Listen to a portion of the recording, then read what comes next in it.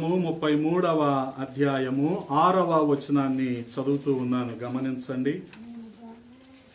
ఇర్మియా గ్రంథము 33వ అధ్యాయము 6వ వచనము. నేను దానికి ఆరోగ్యమును స్వస్థతను మరలా రప్పించుచున్నాను, వారిని స్వస్థపరచుచున్నాను, వారికి సత్య సమాధానములను సమృద్ధిగా బయలుపరచెదను. ప్రార్థన. మమ్మల్ని మిక్కిలిగా ప్రేమించిన మా ప్రియ పరలోకపు తండ్రి, ఈ ఉదయాన్న మీ పాద సన్నిధిలో ఉండటానికి మీరు చూపిన కృపను బట్టి స్తోత్రాలు. గడచిన కాలమంతా మీ రెక్కల నీడలో భద్రపరిచారు, క్షేమాన్ని సమృద్ధిని మాకు అందించారు. వందనాలు. మరొక ప్రభు దినాన్న మీ సన్నిధిలో మేము ఉండటానికి సహాయము చేశారు. ఈ ఉదయాన మీ లేఖనము ద్వారా మమ్మల్ని దర్శించండి. మా అవసరతలు, కొరతలు, కదవులు మీరు ఎరిగి ఉన్నారు ప్రభా. మాతో మాట్లాడండి, పేరు పేరున ముచ్చటించండి. మా వినికిడిలో ఈ మాటలన్నిటినీ దీవించండి. వినగలిగిన చెవిని, గ్రహించే హృదయాన్ని మాకివ్వండి అయ్యా. అల్పుడైన నన్ను మరుగు చేయండి, మీ ఆత్మచేత నింపి వాడుకొనండి. మీకే మహిమలారోపిస్తూ యేసయ్య పరిశుద్ధ నామంలో అడిగి వేడుకుంటున్నాము తండ్రి, ఆమేన్. దేవునికి స్తోత్రం, హల్లెలూయా. ప్రభునందు ప్రియ సహోదరి సహోదరులారా, ఈ ఉదయకాల సమయంలో చదవబడిన మాటలు చాలా శ్రద్ధగా గమనించండి. ప్రవక్త అయిన ఇర్మియా అంటున్నాడు, నేను దానికి ఆరోగ్యమును స్వస్థతను మరలా రప్పించుచున్నాను. దేవుడు ఆరోగ్యాన్ని ఇచ్చేవాడు, సాతాను ఆరోగ్యాన్ని పాడు చేసేవాడు. సాతాను చేత ప్రేరేపించబడి దేవుడిచ్చిన విలువైన ఆరోగ్యాన్ని పాడు చేసుకుంటున్న వారిని కూడా మనం ఈ రోజుల్లో చూస్తూ ఉంటాం. సాతాను వలన మనకు కలిగే భయము, బాధ, ఈర్ష్య, కోపము, వీటి వలన కూడా మన ఆరోగ్యాలు పాడైపోతూ ఉంటాయి. భావోద్వేగపరమైన ఒత్తిడి, సాతాను ఒత్తిడిని కలిగిస్తూ ఉంటాడు. వీటి వలన కూడా మన ఆరోగ్యము పాడైపోతూ ఉంటుంది. అందుకే గత సంవత్సరంలో బహుశా అపవాది అనేకుల ఆరోగ్యాన్ని పాడు చేసి ఉంటాడు. కానీ ప్రభు ఈ నూతన సంవత్సరంలో మనకిస్తున్న వాగ్దానం ఏంటంటే, నేను ఆరోగ్యాన్ని మరలా రప్పించబోతూ ఉన్నాను, స్వస్థతను మరలా కలిగించబోతూ ఉన్నాను అంటున్నాడు. అందుకనే ఈ లోకంలో ప్రతి ఒక్కరూ కూడా సౌఖ్యంగా జీవించాలి అంటే ఆరోగ్యం అనేది చాలా అవసరం. అది పిన్నలైనా పెద్దలైనా ఆరోగ్యం అనేది చాలా అవసరం. అందుకని మరి యోహాను అంటాడు తన 3వ పత్రికలో 1వ అధ్యాయము 2వ వచనంలో, ప్రియుడా, నీ ఆత్మ వర్ధిల్లుచున్న ప్రకారము నీవు అన్ని విషయములలోనూ వర్ధిల్లుచు సౌఖ్యముగా ఉండవలెనని అంటాడు. గమనించండి, నీ ఆత్మ వర్ధిల్లుచున్న ప్రకారం. ఆత్మీయమైన ఆరోగ్యము మనకున్నప్పుడు శారీరకమైన ఆరోగ్యం కూడా మనకు ఉంటుంది.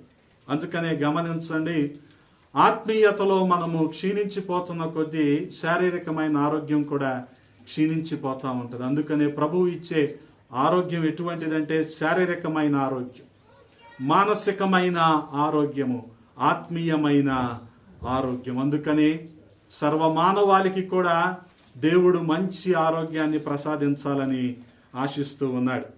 107వ కీర్తన 20వ చరణంలో రాయబడి ఉంది, ఆయన తన వాక్కును పంపి వారిని బాగు చేసెను అని రాయబడి ఉంటుంది. అబ్బాయి బైబిల్ తీయ్యా ఫోన్లో. ఆయన తన వాక్కును పంపి వారిని బాగు చేసెను. గమనించండి, దేవుడు ప్రతి ఒక్కరికి కూడా తన వాక్యానుసారమైన నడవడిక ఉన్నప్పుడు మంచి ఆరోగ్యాన్ని ఇవ్వబోతూ ఉన్నాడు. హల్లెలూయా. అందుకని గత సంవత్సరాల్లో పాడైపోయిన మన ఆరోగ్యము తిరిగి మనం పొందుకోవాలి అంటే ఖచ్చితంగా దేవుని వాక్యాన్ని మనము అనుసరించాల్సిందే.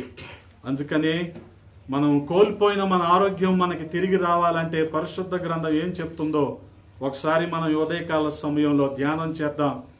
సామెతల గ్రంథం 3వ అధ్యాయం 7వ వచనంలో ఈ రీతిగా రాయబడి ఉంది, యెహోవా యందు భయభక్తులు కలిగి చెడుతనము విడిచిపెట్టుము, అప్పుడు నీ దేహమునకు ఆరోగ్యమును నీ ఎముకలకు సత్తువును కలుగును.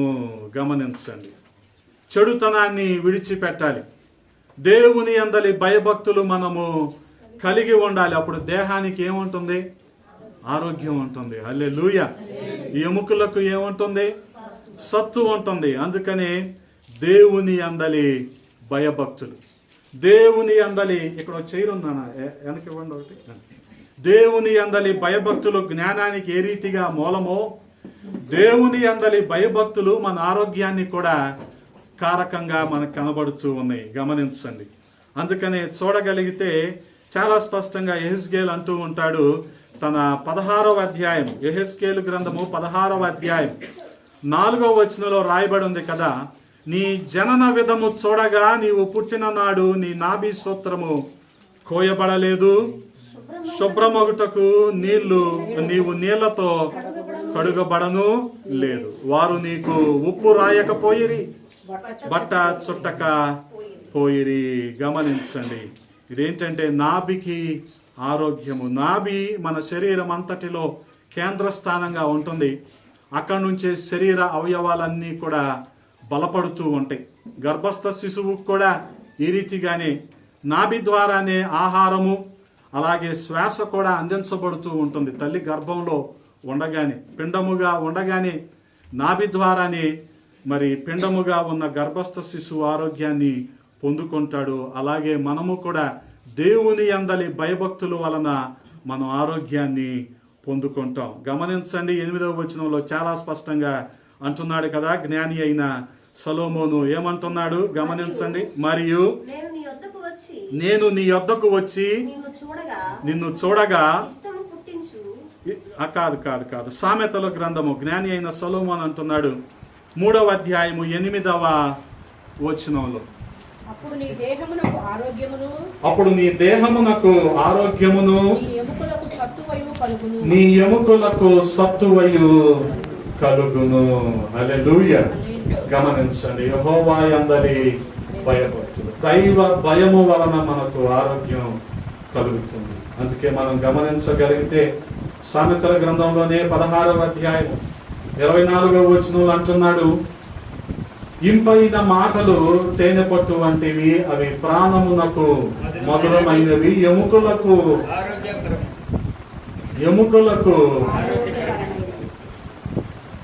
ఇంపైన మాటలు కదా. జ్ఞాని తన అనుభవంలో నుంచి మాటలన్నీ కూడా చెప్తున్నారు, జ్ఞాని అయిన సొలొమోను. అందుకనే గాయపడిన ఆత్మలను, విరిగి నలిగిన హృదయాలను, చెదిరిన కుటుంబాలను సంపూర్ణము చేసే రీతిగా ఆయన జీవము కలిగిన మాటలు, కేవలము యేసుక్రీస్తు ప్రభువు వారి మాటలు మాత్రమే ఇంపైన మాటలు. గమనించి, ఇంపైన మాటలు. అందుకని అవి వినటానికే జనాల రోజున సమూహాలుగా వచ్చేసేవారు, గుంపులుగా వచ్చేసేవారు ఆయన మాటలు వినటానికి. ఆయన మాటలు ప్రజలకు ఏం కలిగించాయి? ఆరోగ్యాన్ని కలిగించాయి. అందుకనే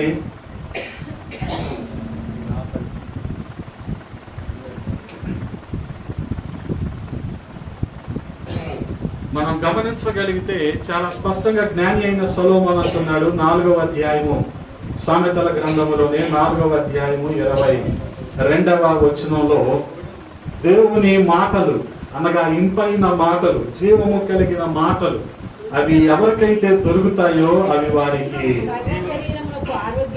జీవాన్ని అలాగే వారి సర్వ శరీరానికి ఆరోగ్యాన్ని ఇస్తాయి. అందుకని గమనించండి ప్రియ సహోదరి సహోదరులారా, దైవ భయము వలన మనకి ఆరోగ్యము కలుగుతుంది. ఇంపైన మాటల వలన మనకి ఆరోగ్యము కలుగుతుంది. అంత మాత్రమే కాదు, జ్ఞాని అయిన సొలొమోను అంటున్నాడు సామెతల గ్రంథము 17వ అధ్యాయము 22వ వచనంలో, సామెతల గ్రంథము 17వ అధ్యాయము 22వ వచనంలో, సంతోషము గల మనస్సు ఆరోగ్య కారణము, నలిగిన మనస్సు ఎముకలను ఎండిపోజేయును.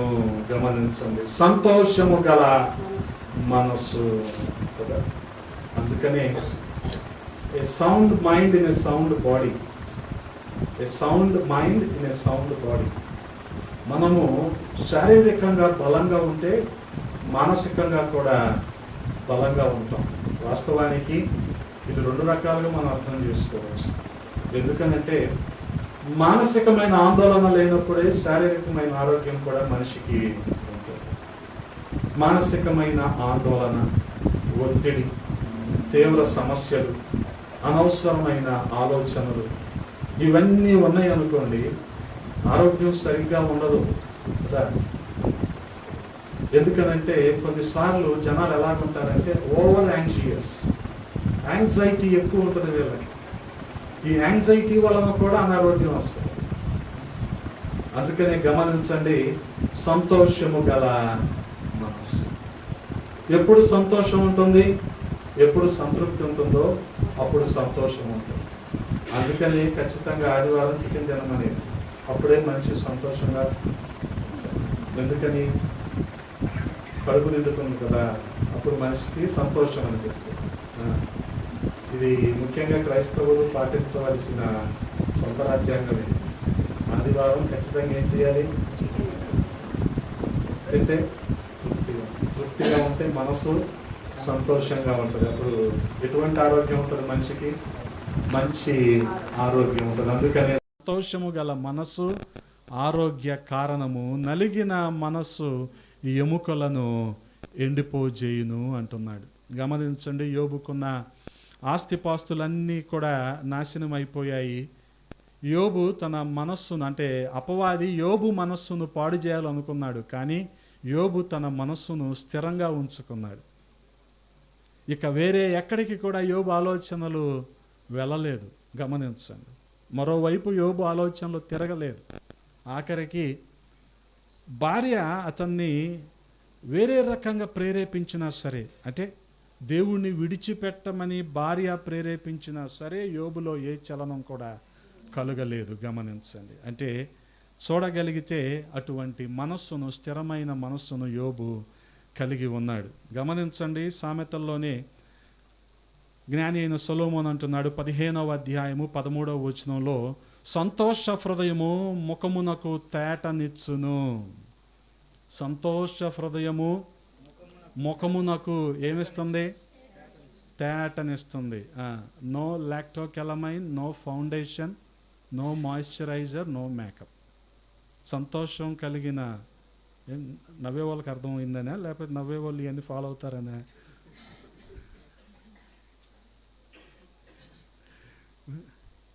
అన్య ఇవన్నీ నీకెలా తెలుసు అని నువ్వు అనొచ్చు. సేవకుడికి అన్నీ తెలుసు. సేవకుడికి వంట చేయటం తెలుసు, తిన్న వంటకి పేరు పెట్టడం కూడా తెలుసు. ఇవి మనిషికి ముఖానికి తేటను లేకపోతే ఒక గ్లోని కలిగిస్తాయి అని మనిషి నమ్ముతాడు కదా. కానీ జ్ఞాని ఏమంటున్నాడు? సంతోష హృదయము ముఖమునకు తేటనిస్తుంది. మనోదుఖము వలన ఆత్మ ఏమైపోతుంది? నలిగిపోతుంది. దైవ ప్రశాంతత గమనించండి, మనసులో ఉంటే శరీరం పైన గొప్ప ప్రభావం మనకి కనబడుతుంది కదా. 40 రోజులు తిండి లేదు, 40 రోజులు నీళ్లు లేవు. మోషే ఎక్కడున్నాడు? కొండ మీద దేవుడితో మాట్లాడుతూ ఉన్నాడు. కానీ కొండకి దిగి వచ్చేసరికి మోషే ముఖం ఎలాగుంది? గమనించారా? దైవ భయము, దేవుని సన్నిధిలో ఉన్నానన్న సంతోషము మోషే ముఖంలో ఒక కాంతిని తీసుకొచ్చాయి. మనం ఒక రోజు తినకపోతే నెక్స్ట్ రోజుకి కళ్ళు గుంటలు పడిపోయి మనిషి ఊగిపోతా కదా, పేలవంగా బలహీనంగా మారిపోతాడు కదా. కానీ 40 రోజులు మోషేకి ఏమి లేదు, ఆహారం లేదు, నీళ్లు కూడా లేవు. కానీ ముఖములో కాంతి మాత్రం తగ్గిపోలేదు. హల్లెలూయా. అంటే దేవుని సన్నిధిలో నేనున్నాను, దేవునితో నేను సహవాసం చేస్తున్నాను అన్న సంతోషం మోషేలో మనకు కనబడతా ఉంది. అందుకనే ప్రజలందరూ అతన్ని చూసి చాలా ఆశ్చర్యపోయారు. ఇదేంటి ఇలాగున్నాడు కదా, 80 సంవత్సరాలు పైబడిన వ్యక్తి అంత వృద్ధాప్యంలో ఈ రీతిగా ఉన్నాడేంటని ఆశ్చర్యపోయారు. గమనించండి, అందుకనే శారీరకంగా మనము బలహీనులం అయిపోతే అపవాది సంతోషపడతా ఉంటాడు. కానీ ప్రభువునందు మనం ఆనందించే కొలది మనము శారీరకంగా బలము పొందుకుంటాం. హల్లెలూయా. శారీరకంగా మనం బలం పొందుకుంటాం. అందుకనే గమనించండి, జ్ఞాని అయిన సొలొమోను ఆరోగ్యం గురించి విషయాలన్నీ మనకి బోధిస్తూ ఉన్నాడు. ఎప్పుడైతే మనం దైవ భయాన్ని కలిగి ఉంటామో, ఎప్పుడైతే మనము మరి సంతోషమైన హృదయాన్ని కలిగి ఉంటామో, ఎప్పుడైతే ఇంపైన మాటలు అనగా దేవుని జీవపు మాటలను వింటూ ఉంటామో, అప్పుడు మనకేం కలుగుతుంది? ఆరోగ్యము. హల్లెలూయా. ఆరోగ్యము కలుగుతుంది. అంత మాత్రమే కాదు, సామెతల గ్రంథములోనే 12వ అధ్యాయము 18వ వచనము, 12వ అధ్యాయము 18వ వచనము, జ్ఞానుల నాలుక ఆరోగ్యదాయకము అంటాడు. హల్లెలూయా. జ్ఞానుల నాలుక ఎటువంటిది? ఆరోగ్యాన్ని కలుగజేస్తుంది. అందుకనే సిద్ధపడి సంఘానికి వర్తమానం ఇస్తున్న ప్రతి సేవకుడు కూడా జ్ఞానమైన నాలుక కలిగిన వాడే. ఆ జ్ఞానమైన నాలుక సంఘంలో ఏం కలిగించాలి? ఆరోగ్యాన్ని కలిగించాలి. హల్లెలూయా. ఇది కూడా ఒక రకమైన కృపావరమే. అలాగ సిద్ధపాటు కలిగిన వారు స్వస్థత వరాన్ని కూడా పొందుకుంటారు. వారి ప్రార్థనల ద్వారా అనేకులకు స్వస్థతను కూడా కలిగిస్తారు కదా.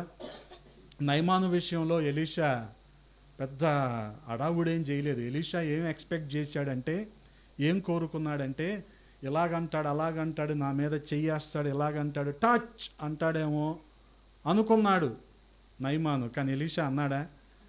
లేదు, నువ్వు వెళ్ళి 7 సార్లు యోర్దాను నదిలో మునుగు అన్నాడంతే. దానికి కూడా నయమానికి ఏమనిపించిందంటే, అబానా, ఫర్ఫరా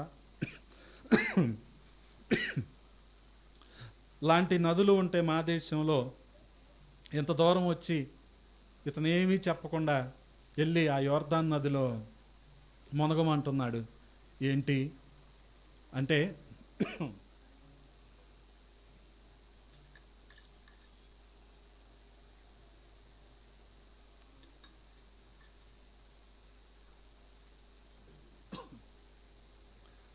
పక్కన ఉన్న సేవకుడు అన్నాడు, అయ్యా ఇంత దూరం వచ్చావు కదా, ఆయన చెప్పిన దానికి కూడా ఒకసారి లోబడు, ఆయన చెప్పినట్టు చెయ్యి అంటే 7 సార్లు యోర్దాను నదిలో మునగగానే ఆ జ్ఞానుల నాలుక ఆరోగ్యదాయకం అన్నాం కదా. జ్ఞాని అయిన ఆ ప్రవక్త చెప్పిన మాట నయమానుకు మంచి ఆరోగ్యాన్ని కలిగించింది. ఆ 7వసారి అతని శరీరం జాన్సన్ బేబీలాగా అయిపోయింది. హల్లెలూయా. పసి పిల్లవాడి దేహంలాగా మారిపోయింది. అంతకుముందు వరకు బహుశా హిట్లర్ లాగా జేబులో చేతులు పెట్టుకొని ఉండేవాడేమో. ఎందుకని? కుష్టు బయటికి ఎవరికి తెలియకుండా, కనిపించకుండా. కానీ ఇప్పుడు పసిపిల్లవాడి దేహంలాగా మారిపోయింది. అందుకనే గమనించండి, జ్ఞానుల నాలుక ఆరోగ్యదాయకము అంటున్నాడు. రాజుల రెండవ గ్రంథము 5వ అధ్యాయం 14వ వచనంలో మనం చూడగలిగితే, అతడు పోయి దైవజనుడు చెప్పినట్లు యోర్దాను నదిలో 7 మారులు మునుగగా అతని దేహము ఎలాగైపోయింది? పసి పిల్ల దేహము వలెనై అతడు శుద్ధుడాయను. హల్లెలూయా. గమనించండి, చాలా స్పష్టంగా ఇక్కడ జ్ఞానుల నాలుక ఆరోగ్యదాయకము అని రాయబడింది. ఆ రీతిగా చూడగలిగితే మరొక సందర్భంలో నిర్గమాకాండము 15వ అధ్యాయం 26వ వచనంలో రాయబడిన మాట ఏంటంటే, మీ దేవుడైన యెహోవా వాక్కును శ్రద్ధగా విని ఆయన దృష్టికి న్యాయమైనది చేసి ఆయన ఆజ్ఞలకు విధేయులై ఆయన కట్టడలన్నిటిని అనుసరించి నడిచిన ఎడల నేను ఐగుప్తీయులకు కలుగా చేసిన రోగములలో ఏదియు నిన్ను స్వస్థపరచు యెహోవాను నేనే. ఆయన పేరే యెహోవా రాఫా, అంటే స్వస్థపరిచే దేవుడు ఆయన కదా. ఎప్పుడు మంచి ఆరోగ్యాన్ని ఆయన కలుగజేస్తాడంట? ఆయన ఆజ్ఞలను మనము అనుసరించినప్పుడు, ఆయన మాటలు మనము శ్రద్ధగా వినినప్పుడు, ఆయన దృష్టికి ఏది న్యాయమైనదో అది చేసినప్పుడు ఆయన ఏం చేస్తాడు? మనకు మంచి ఆరోగ్యాన్ని కలిగిస్తాడు. ఐగుప్తీయులకు వచ్చిన అనారోగ్యం ఏది కూడా మనకు రాకుండా చేస్తాడు. హల్లెలూయా. అందుకనే గమనించండి, వాక్యానుసారమైన జీవితము మనకు మంచి ఆరోగ్యాన్ని కలుగజేస్తుంది. అంత మాత్రమే కాదు, గమనించగలిగితే రాజుల 2వ గ్రంథములోని రాజుల 2వ గ్రంథము 20వ అధ్యాయము 5వ వచనము 20వ అధ్యాయము 5వ వచనము నీ నా ప్రజలకు అధిపతివై హిజ్కియాకు హిజ్కియా యొద్దకు పోయి అతనితో ఇట్లనుము నీ పితరుడైన దావీదునకు దేవుడునకు యెహోవా నీకు సెలవిచ్చినదేమనగా నీవు కన్నీళ్లు విడుచుట చూచితిని నీ ప్రార్థన నేను అంగీకరించి ఉన్నాను, నేను నిన్ను బాగు చేసేదను. హల్లెలూయా. గమనించండి ప్రియ సహోదరి సహోదరులారా, ప్రార్థన వలన మనకు ఆరోగ్యము కలుగుతుంది. ప్రార్థన వలన మనకు ఆరోగ్యం కలుగుతుంది. గమనించండి, నువ్వు మరణం కాబోతూ ఉన్నావు, నీ ఇల్లు నువ్వు చక్కబెట్టుకో అనగానే వాస్తవానికి ఈ మాట వింటే ఎవరైనా ఏంటి వారి పరిస్థితి ఎలాగుంటుంది కదా. ఇటువంటి పరిస్థితి ఏమైనా ఉంటే వైద్యులు అసలు వ్యక్తితో ఏం లేదా అంతా ఓకే అంటారు. కానీ విషయం ఇంట్లో వాళ్ళకి చెప్తారు, ఆయన జాగ్రత్తగా చూసుకోండి, ఆయన ఎక్కువ కాలం ఉండడం కాబట్టి పాత స్టాంప్ పేపర్లు ఏమైనా ఉంటే కొనుక్కొచ్చుకొని వాటి మీద సంతకాలు పెట్టించేసేయండి, ఇంకేమైనా ఉంటే వీడియోలో తీయండి, ఆయన వాయిస్ ఏమైనా ఇది వాళ్ళకి ఇది వాళ్ళకి, ఈ 3 ఇళ్ళు నీకు, ఈ అపార్ట్మెంట్ నీకు, రేపొద్దు నుంచి పాల ప్యాకెట్లు వేసేయని చెప్పండి అని చెప్పి ఇవన్నీ రెడీ చేసుకుంటారు కదా ఇంట్లో వాళ్ళు. అందుకని ఇంట్లో వాళ్ళకి అసలు విషయం చెప్తారు, ఇతనికి మాత్రం ఏం చెప్తారు, నీకేం కాదయ్యా అంతా బాగానే ఉంది, ఎవ్రీథింగ్ ఈజ్ నార్మల్, ఏం లేదు భయపడాల్సిందేం లేదు. ఎందుకనంటే డైరెక్ట్గా డాక్టర్ ఈ విషయాన్ని ఆ పేషెంట్కి చెప్తే పేషెంట్ అక్కడే ఏది 1 నెల తర్వాత చనిపోయేవాడు అక్కడే కుప్పకూలిపోతాడేమో. అవన్నీ ఎందుకు ఆ కంగారు అంతా అని చెప్పేసి ఇంట్లో వాళ్ళకి చెప్తారు. అలాగే ఇక్కడ కూడా ప్రవక్త డైరెక్ట్గా ఎవరికి చెప్తున్నాడు, ఇప్పుడు హిజ్కియాకే చెప్తున్నాడు, నువ్వు మరణం కాబోతా ఉన్నావు, నీ ఇల్లు నువ్వు చక్కబెట్టుకో. హిజ్కియా ప్రార్థనాపరుడు కాబట్టి భయపడలేదు, కంగారు పడలేదు, దేవుని సన్నిధిలో కొమ్మరించుకున్నాడు, ప్రభువుకి అప్పచెప్పుకున్నాడు, ప్రార్థన చేయటం మొదలెట్టాడు. తిరిగి ప్రవక్త వెళ్ళి చెప్పిన మాట ఏంటంటే, నీ ప్రార్థన అంగీకరించి ఉన్నాను, నేను నిన్ను బాగు చేసేదను. గమనించండి, దేవుడు హిజ్కియాను బాగు చేసి మరొక 15 సంవత్సరాల ఆయుష్ను దేవుడు అతనికి పొడిగించాడు. హల్లెలూయా.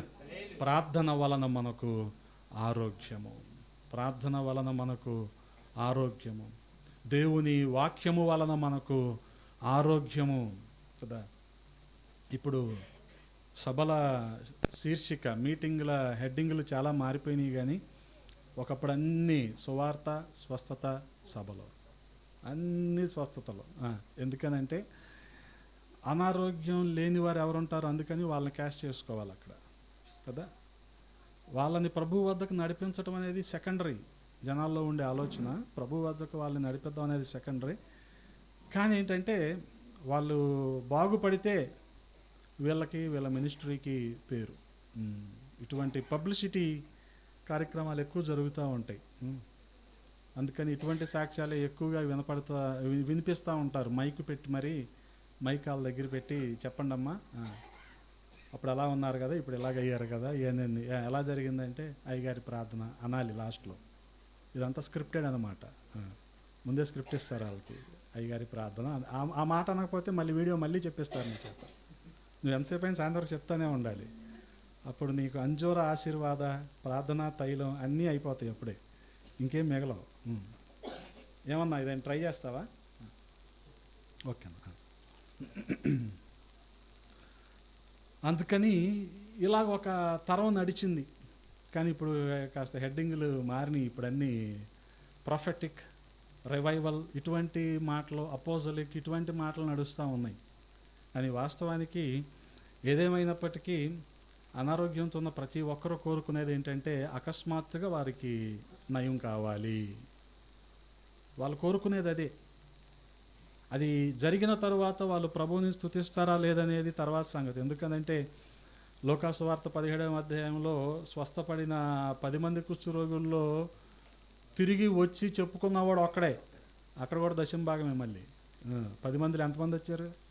ఒకడే వచ్చాడు. 9 మంది ఏమైపోయారో తెలియదు.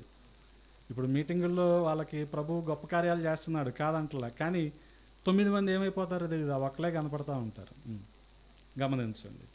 సో ఇటువంటివన్నీ మనం చూడగలిగితే ఆయన ప్రార్థన చేసినప్పుడు ఖచ్చితంగా ఆయన స్వస్థతను అనుగ్రహిస్తాడు. ఎలాగంటే గమనించండి, మోషే సహోదరి మిరియాముకు కూడా కుష్ఠవ్యాధి వచ్చినప్పుడు మోషే చేసిన పని ఏంటంటే ప్రార్థన చేయటమే, అంతేగాని కర్ర చూపించటం కాదు. సంఖ్యాకాండము 12వ అధ్యాయం 13వ వచనంలో రాయబడి ఉందిగా, మోషే ఎలుగెత్తి, దేవా దయతో ఈమెను బాగు చెయ్యమని యెహోవాకు మొర్రపెట్టెను. గమనించండి, దయతో ఈమెను బాగు చెయ్యమని యెహోవాకు మొర్రపెట్టెను.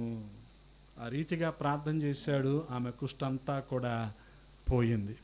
అదే రీతిగా మనం చూడగలిగితే అబ్రహాము దేవునికి ప్రార్థన చేసినప్పుడు అబీమెలెకు కుటుంబం అంతటిని కూడా దేవుడు స్వస్థపరిచాడు. ప్రార్థన ద్వారా మనకు స్వస్థత. గమనించండి, ఆయన తన వాక్కును పంపి వారిని బాగు చేసెను. అక్షరాల నిజం. ప్రార్థన మనకు స్వస్థత కలిగిస్తుంది. ఇది సత్యం, నమ్మండి. అందుకే ఇక్కడ అబ్రహాము ప్రార్థన చేశాడు. 20వ అధ్యాయము ఆదికాండం 20వ అధ్యాయము 17వ వచనంలో మనం చూడగలిగితే, అబ్రహాము దేవునికి ప్రార్థింపగా దేవుడు అబీమెలెకును అతని భార్యను అతని దాసీలను బాగు చేసెను, వారు పిల్లలు కనిరి. గమనించండి, దేవుడు వారికి మంచి ఆరోగ్యాన్ని ఇచ్చాడు. ఆ రీతిగా ప్రార్థన ద్వారా మనకు మంచి ఆరోగ్యము. అలాగే దేవుని యందు విశ్వాసం ఉంచినప్పుడు మనకు మంచి ఆరోగ్యము. మత్తయి సువార్త 9వ అధ్యాయం 22వ వచనంలో రాయబడి ఉంది కదా. మత్తయి సువార్త 9వ అధ్యాయం 22వ వచనంలో, యేసు వెనుకకు తిరిగి ఆమెను చూచి, కుమారి ధైర్యముగా ఉండుము, నీ విశ్వాసము నిన్ను బాగుపరచునని చెప్పగా ఆ గడియ నుండి ఆ స్త్రీ బాగుపడెను. 12 సంవత్సరాల నుండి రక్తస్రావంతో బాధపడుతున్న ఆ స్త్రీని ప్రభువు స్వస్థపరిచాడు. ఆమె ప్రభు యొక్క వస్త్రపు చెంగు ముట్టుకుంది. ప్రభు అన్న మాట ఏంటంటే, నీ విశ్వాసము నిన్ను బాగు చేసింది. గమనించండి, ఆ క్షణం నుంచి, ఆ గడియ నుంచి ఆ స్త్రీ బాగుపడినట్లుగా మనం చూస్తూ ఉన్నాం. ఆమెకి ఎంత విశ్వాసం ఉంటే ప్రభు దగ్గరికి వెళ్ళి ఆయన వస్త్రపు చెంగును ముట్టుకుంటూ ఉంటుంది. పోనీ 1-2 12 సంవత్సరాలుగా అదే సమస్యతో బాధపడుతూనే ఉంది. అందుకనే మనం గమనించగలిగితే 29వ అధ్యాయంలో, వారు నమ్ముచున్నాము ప్రభువా అని ఆయనతో చెప్పిరి. అప్పుడు ఆయన వారి కన్నులు ముట్టి, మీ నమ్మిక చెప్పున మీకు కలుగుగాక అని చెప్పినంతలో వారి కన్నులు తెరవబడెను. గమనించండి, వారి నమ్మిక, ఆ స్త్రీ యొక్క విశ్వాసము. నమ్మాలిగా, దేవుని దగ్గరికి వచ్చేవాళ్ళు దేవుడు ఉన్నాడని, ఆయన అద్భుత కార్యాలు చేయగలడని నమ్మాలి. ఆ నమ్మికను బట్టే గొప్ప కార్యాలు మన జీవితంలో చూస్తాం. ఆ విశ్వాసాన్ని బట్టే స్వస్థతను మన జీవితంలో మనం అనుభవిస్తాం. గమనించండి, అందుకనే ఇర్మియా గ్రంథంలో మనం చదువుకున్నాం కదా, నేను దానికి ఆరోగ్యమును స్వస్థతను మరలా రప్పించుచున్నాను అంటున్నాడు. ఆ రీతిగా మనం చూడగలిగితే ఎవరైతే దేవుని ద్వారా ఆరోగ్యాన్ని పొందుకుంటారో వారు దేవుని యందు మరింతగా సంతోషిస్తారు. గమనించండి, మలాకీ గ్రంథంలో ప్రవక్త అంటున్నాడు 4వ అధ్యాయము 2వ వచనంలో, అయితే నా నామమందు భయభక్తులు గలవారగు మీకు నీతి సూర్యుడు ఉదయించును, అతని రెక్కలు ఆరోగ్యము కలుగజేయును, గనుక మీరు బయలుదేరి క్రొవ్విన దూడలు గంతులు వేయునట్లు గంతులు వేయుదురు. ఆయన రెక్కలు మనకేం కలుగజేస్తాయి? ఆరోగ్యాన్ని కలుగజేస్తాయి. ఎవరైతే యెహోవా యందు భయభక్తులు కలిగి ఉంటారో వారందరి మీద నీతి సూర్యుడైన యేసుక్రీస్తు ప్రభువు వారు ఉదయిస్తాడు. ఆయన రెక్కలు వారికి ఆరోగ్యాన్ని కలుగజేస్తాయి. వాళ్ళు బయలుదేరి క్రొవ్విన దూడలు గంతులు వేయినట్లు గంతులు వేయుదురు. గమనించండి, అటువంటి ఆరోగ్యం అన్నమాట. అటువంటి మంచి స్వస్థత దేవుడు మనకి అనుగ్రహిస్తూ ఉన్నాడు. కారణం ఏంటంటే మనం స్వస్థత పొందుకోవటానికే మన రోగాలన్నిటినీ కూడా ఆయన శరీరంలో ఆయన భరించాడు. హల్లెలూయా, హల్లెలూయా. ఎలాగైతే మనకు రక్షణనివ్వటానికి మన పాపాలన్నీ ఆయన వీపున మోసుకున్నాడో, మనకు ఆరోగ్యాన్ని ఇవ్వటానికి మన రోగాలన్నీ ఆయన భరించాడు. యెషయా గ్రంథకర్త అంటాడు 53వ అధ్యాయము 4వ వచనంలో, నిశ్చయముగా అతడు మన రోగములను భరించెను. 5వ వచనంలో అంటాడు, అతడు పొందిన దెబ్బల చేత మనకు స్వస్థత కలుగుచున్నది. గమనించండి, అతను పొందిన దెబ్బల చేత మనము స్వస్థతను పొందుకుంటూ ఉన్నాం. అటువంటి స్వస్థత ప్రతి ఒక్కరూ కూడా ఈ నూతన సంవత్సరంలో అనుభవించాలని ప్రభు ఆహ్వానిస్తూ ఉన్నాడు. అందుకే మనము దేవుని అందలి భయభక్తులు కలిగి ఉండాలి. ఇంపైన దేవుని జీవపు మాటలను మనం వింటూ ఉండాలి. సంతోషమైన హృదయాన్ని మనం కలిగి ఉండాలి. జ్ఞానుల మాటలను మనం ఆలకించాలి. వాక్యానుసారంగా జీవించాలి. ప్రార్థన చేసే అనుభవంలో మనం ఉండాలి. మరి ముఖ్యంగా విశ్వాసాన్ని మనము కలిగి ఉండాలి. అప్పుడు దేవుడు మనకు మంచి ఆరోగ్యాన్ని ఇస్తాడు. అటువంటి కృపా దేవాది దేవుడు మనందరికీ దయచేయునుగాక. ఆమేన్. తలలు వంచండి, ప్రార్థన చేద్దాం. పరిశుద్ధుడా, ప్రేమ కలిగిన తండ్రి, ఈ ఉదయాన్న కొద్ది మాటలు ధ్యానించటానికి కృపనిచ్చారు. స్తోత్రాలు రాజా. మీరు స్వస్థతను మరలా రప్పించబోతూ ఉన్నారు. మీరు ఆరోగ్యాన్ని మాకు కలుగజేయబోతూ ఉన్నారు. వందనాలు. గడిచిన సంవత్సరాల్లో అపవాది మా ఆరోగ్యాన్ని అంతా పాడు చేశాడయ్యా. కానీ నూతన సంవత్సరంలో మీరు మాకు ఇస్తున్న వాగ్దానాన్ని బట్టి నూతనమైన బలాన్ని మేము పొందుకొని మీ రెక్కల నీడలో మేము ఉండి అనేకులకు ఆశీర్వాదకరంగా ఉండులాగున సహాయము చేయండి. విన్న మాటలు మా హృదయంలో భద్రపరచండి. మీకే మహిమలు ఆరోపిస్తూ యేసయ్య పరిశుద్ధ నామంలో అడిగి వేడుకుంటున్నాము తండ్రి. ఆమేన్. ఈ సమయంలో మనందరం లేచి నిలబడినట్లయితే అక్కడే ఉంచు.